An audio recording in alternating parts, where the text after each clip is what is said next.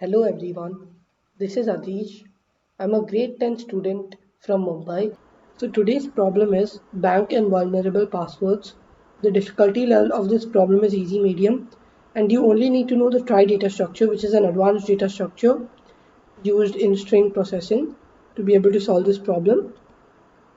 So in this problem we are basically given n strings, and we need to check if there exists two pairs of strings such that the first string is a substring of the second string, and if that exists we need to print vulnerable, otherwise we need to print non-vulnerable.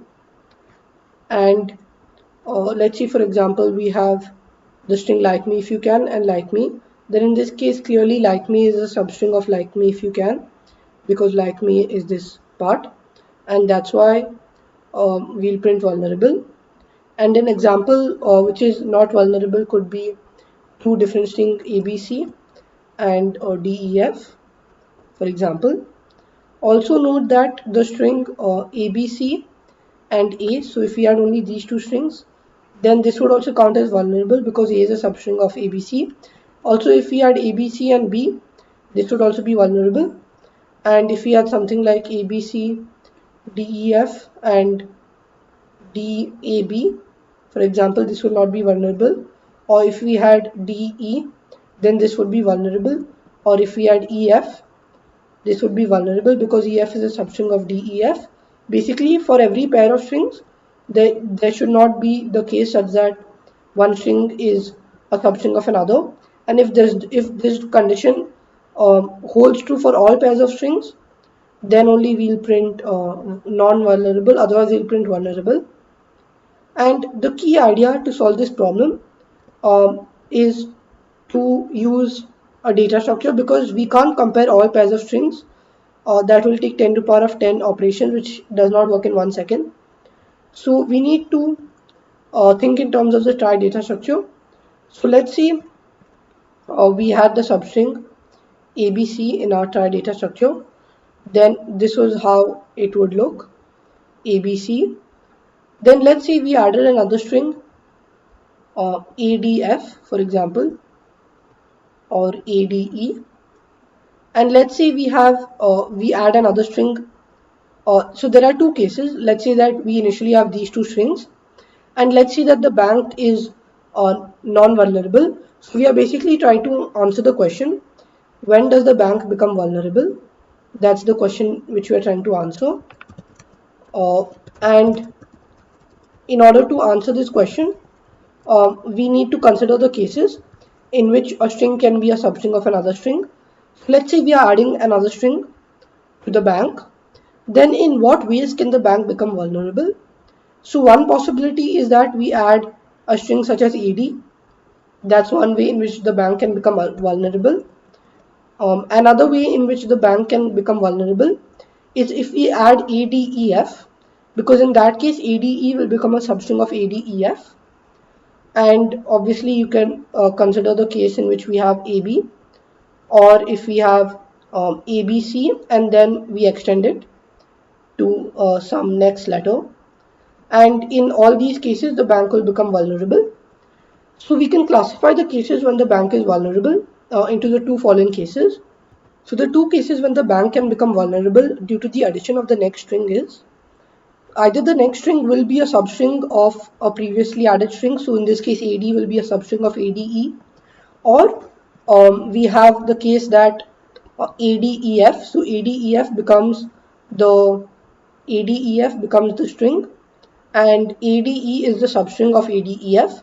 So in that case, ADEF and ADE are the pair, and in that will correspond to case 2 when the new string added will contain another string in its path. So in the path ADEF, one string is already present, and we need to basically check whether either of these two conditions are being met.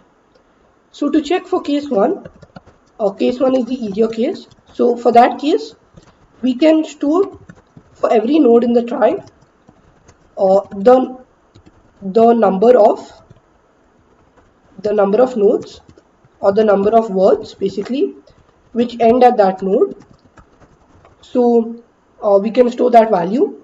So for example, the number of nodes which end at C is 1. The number of nodes which end at A, B, and D, E are 0. And when we add F, the number of nodes which end at F will become 1. And now how can we use this? We can basically use this. So for case 1, we want to check if the new string added. So for example, AD is added. So we want to check if AD is a substring of ADEF. So actually let's handle case 2 first, because case 2 turns out to be easier. So note that the value for E will be 1 because the string ADE ends at E. So when we are checking for case 2, we are checking ADEF. Now the key idea is that whenever we are adding ADEF, we go to A, then we go to D, then we go to E, and then we add the node F. And possibly if the string was larger, we would add G, and the value would be 1 for G and 0 for F. Now the key observation is that whenever we come across a node along the path which has this number of ending greater than 0, then we know that that particular word which ends at that node will be a substring of the added string. That's why we can just check. So if any node in the path, when we are adding the string, if any node in the path for the newly added string has a num end value greater than 0, this means that it's vulnerable because of case 2. And the reason why it's vulnerable is because the newly added string will contain the string which has a num end at that node. It will contain that string as a substring, and that's why we would return false, or like we would just basically print vulnerable at that point itself. And now we need to check for case 1 when the newly added string is a substring of the previously added string. So in that case, so for example, now there are two ways to go about this. The first way is you could always ensure that all the possibilities come under case 2. To do that, we could basically sort the array by the sizes of the strings, and then you basically know that every newly added element will have a size greater than or equal to the previously added element, and that's why everything will fall under case 2. There will be nothing under case 1, because in case 1, if it's a substring, its size will be less than the previous, and that won't happen because we have sorted the array in increasing order. So that's one possibility. The other way in which you could tackle case 1 is to consider an example. So let's say we have the same try, basically ABC, and we have over here ADE. Then let's say we have ADEF, and let's say the string, or let's make the try a little bit bigger, and let's say we are trying to add the string AD. So since AD is a substring of ADEF and ADEG, let's try to detect this in our try. So first let's just put the values for the leaf nodes to be the number of words which end at the leaf node, which is 1 each, and then let's basically try to find out that AD is a substring. So to do that, the key idea is that if all nodes which we visit,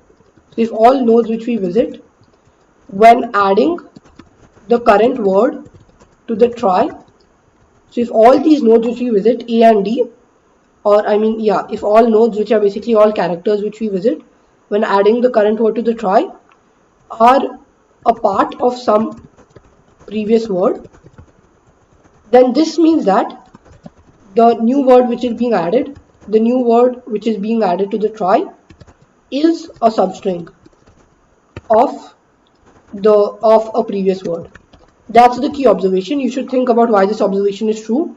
Basically what I'm saying is that if each time we are always going across previously created nodes, then this word which we get will be a substring of a previous word. So for example, let's say we wanted to add ADG, then in this case ADG is not going to be a substring of a previous word, because, or let's say we had ADGH, because G and H are newly created nodes, they do not already belong to some previous word, and that's why ADGH won't be a part of a previous word. And this condition that the node G which we are adding to the try is not a part of a previous word will be met, and that's why the new word won't be a substring. However, AD will be a substring, and even ADE for instance will be a substring, because all the characters AD and E are parts of previous words. So all the characters A, D and E are parts of previous words, and that's why each new node which we add will be a part of a previous word, and that's why the new word which we are adding ADE will be a substring of a previous word. So that's all that we need to do for case 1. We can just maintain a boolean value whenever we get to add a new node. So for instance, if we added to add G, then it's not going to be a substring, otherwise it's going to be a substring, and we can just maintain these two conditions when we are adding the node. So I'll show you that in the code. And in the end, like whenever we get a vulnerable, whenever case 1 or case 2 is met, it's vulnerable. Otherwise, if in all the words which we add case 1 and case 2 are not met, then we print non-vulnerable. So now I'll show you the code. So in the code for the each node, I maintain the number of ending at that node, I maintain the character, and I maintain the children in a vector. So each time for adding a word, I do the following. I return true if the word is added successfully and false if it's vulnerable. So initially I kept pause to be 0, which represents the position. So for each character in the new word, we do the following. If the character is not found among the children, then we know that case 2 will never be met. So case 2 won't be met, but case 1 can be met. So case 1 can be met. So case 1 is met when the current or basically node is an ending node. So in that case, case 1 is met and we return false. Otherwise, we create a new node and we know that case 1 is case 2 is not met. So basically, count represents bool case 2. So case 2 is initially true because case 2 is initially false. Let's say case 2 is true because uh, it's not met. It's initially met and we set it to be not met. So case 2 is false.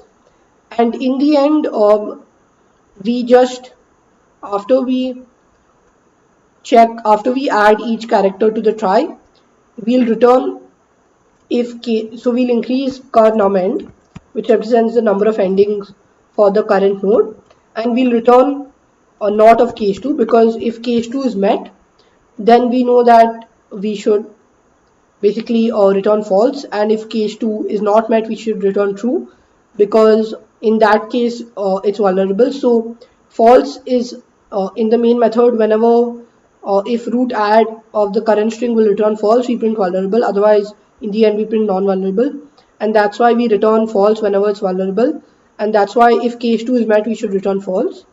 And in this way we are checking for case 1 and case 2.